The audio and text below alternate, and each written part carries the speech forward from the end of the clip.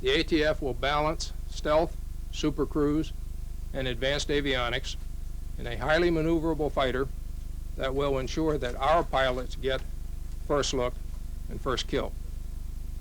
Thus, the ATF will ensure American air superiority well into the next century. As we have seen in Desert Storm, air superiority is essential to effective air and ground operations. American ground forces have not had to fight without air superiority since 1942, and we plan to keep it that way as well. After this announcement, we will continue the selected team under the current contract until we secure formal approval to enter what we now call the engineering and manufacturing development phase. We expect to have that day of approval in July. With all that said, I now announce that the ATF team will be composed of the Pratt & Whitney company who designed the F-119 engine, which will be integrated into the F-22,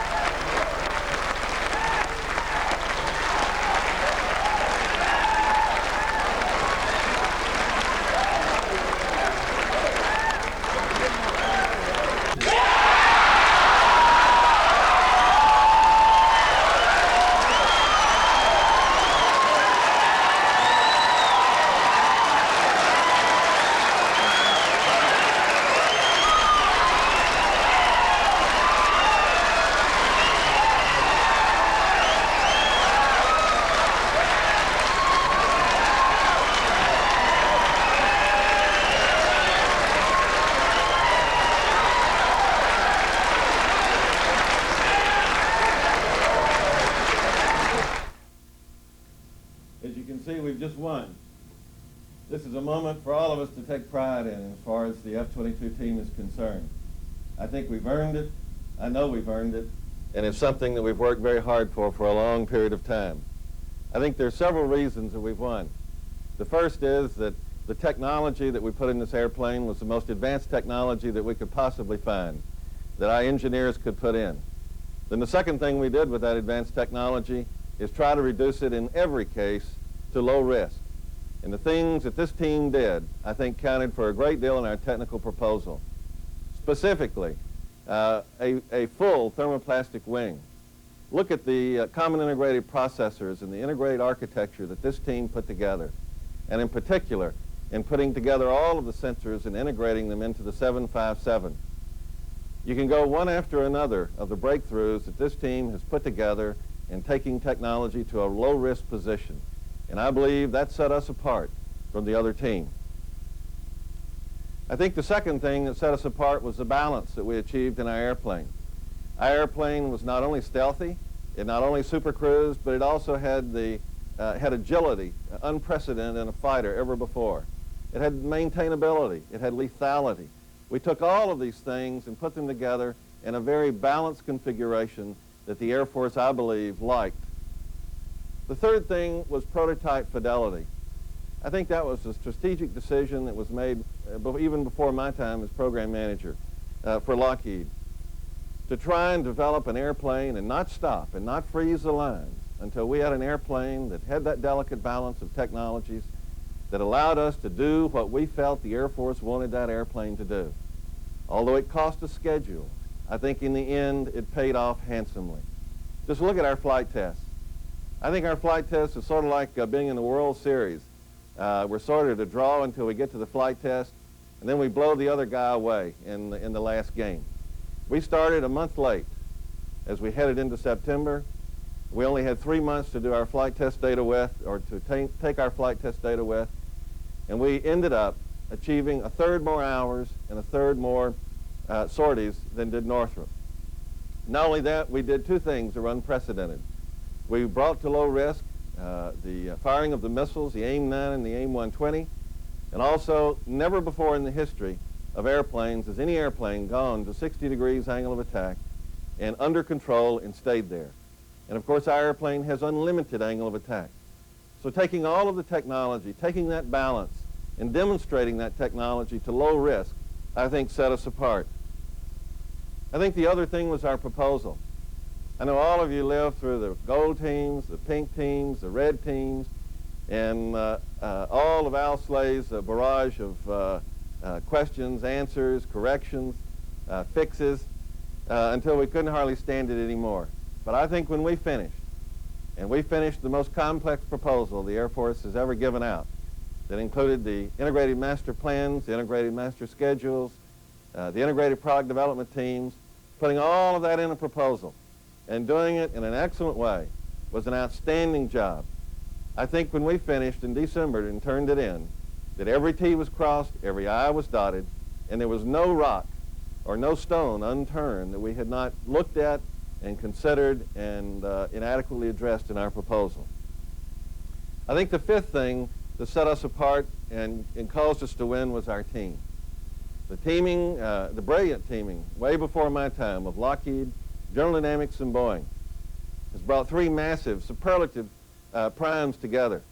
I am still continually being amazed at the resources our companies have in bringing themselves together to solve any problem.